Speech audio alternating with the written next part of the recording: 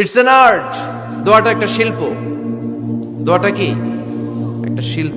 এটাকে রপ্ত করতে জানতে হয়, এটাকে আত্মস্থ করতে জানতে হয়। সব কাজের মধ্যে first class, second class, third class আছে না নাই?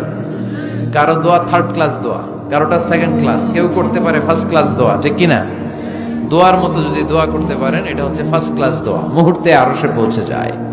এটাকে রপ্ত করতে হয়, এটার মধ্যে আবেগ জুড়ে দিতে হয়। অনেকে দোয়া করে আবেগ নাই, আছে না নাই? জুমার দিন দেখবেন নামাজ পড়ে ইমাম সাহেব দোয়া করতেছে, অনেক মুসল্লি দোয়া করতেছে, ওদিকে তাকায় আছে, হাত কিনতে এইভাবে, আর তাকায় আছে জানালার দিকে, ও কি দোয়া করতেছে? কথা বলেন, আছে না নাই? এই জন্য দোয়াটা করবেন কায় মনোবাক্যে, খুব আন্তরিকতা দিয়ে, হৃদয় থেকে। আপনার চোখের পানি যেন ঝরে। চোখের পানি যদি কোনো দোয়ার মধ্যে পড়ে, আপনি বুঝে যাবেন এই দোয়া আল্লাহর কাছে কবুল।